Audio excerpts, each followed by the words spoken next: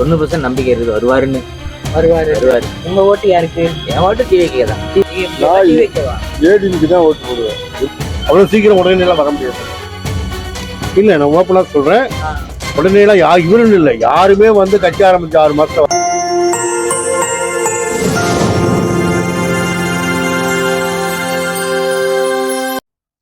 இப்போ 2026ல ஆட்சிக்கு விஜய் வருவாரா மாட்டாரா?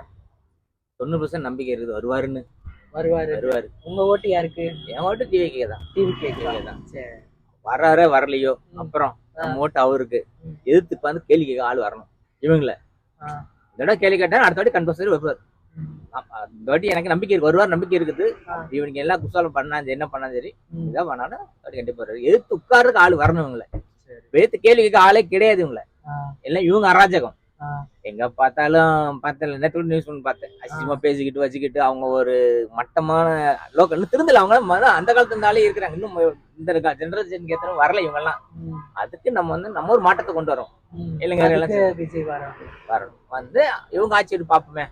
நிரந்தரம் அவங்களும் வைக்க போறது இல்ல, பிடிச்சிருந்தா வைக்க போறோம், இல்ல பாத்துக்கலாம். நான் எம்ஜிஆர் ரசிகன், அதனால அவர் ரசிகர்கள்கிட்ட கேளுங்க, அவர் சொல்லுவாங்க. நாங்க ஏடிஎம்க்கு தான் வரும்னு நாங்க நினைப்போம். இப்ப வந்து ஏடிஎம்க்குல அவரு சேர்ந்திருக்கிறாரு, அதனால ஒரு கால் வந்தாலும் வரலாம்.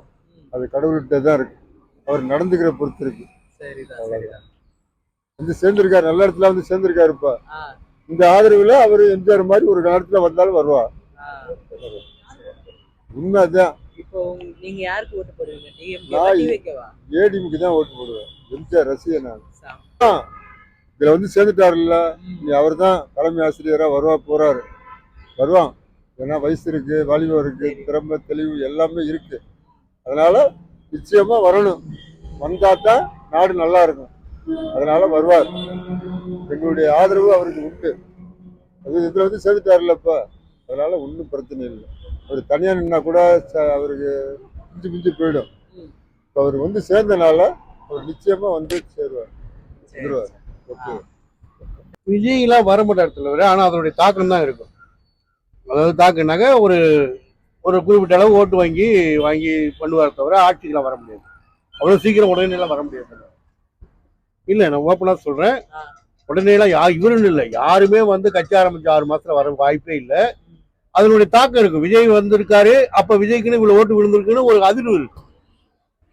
நிறைய பேர் வந்து விஜய் வந்து ஆமா தலைவரே, என் வீட்டுல என் பொண்ணு கூட சொல்லுது, என் ஒய்ஃபு கூட விஜய்க்கு தான் ஓட்டு போடுறேங்கிறாங்க. அதெல்லாம் நான் மறுக்கிறதுக்கு இல்லை. ஓகேவா? எனக்கு தெரிஞ்சு ஒரு விஜயகாந்தை விட விஜய்க்கு அதிக மாசம் இருக்க மாதிரி தான் எனக்கு தெரியுது. பட் இருந்தாலும் ஆட்சியை பிடிச்சிடலாங்கிறது அது ரொம்ப டவுட் தான். நான் வந்து சூழ்நிலைக்கு ஏற்றப்பட தான் தலைவரை போடுவேன். எனக்குன்னு ஒரு இது இல்லை. எப்ப அந்த காலத்துக்கு ஏற்றாப்புல ஒரு இது இருக்கோ, நான் போன டைம் டிஎம்கே தான் போட்டேன், அதுக்கு ஒரு 2 முன்னாடி ஏடிஎம்கே போட்டேன். அந்த சுச்சுவேஷனை பொறுத்து தான் போடுவேன். அப்படிங்களா? அதனால வந்து நான் வந்து கட்சிக்காக சொல்ல, இப்ப வந்து கட்சிக்கு அப்பாற்பட்டு விஜய்க்கு வந்து கூட்டம் இருக்குது, மாசு இருக்குது, ஓட்டு இருக்கு, எல்லாம் இருக்குது. ஆனா இப்ப வர எலெக்ஷன்ல அவர் ஆட்சி கண்டிப்பா பிடிக்கிறது.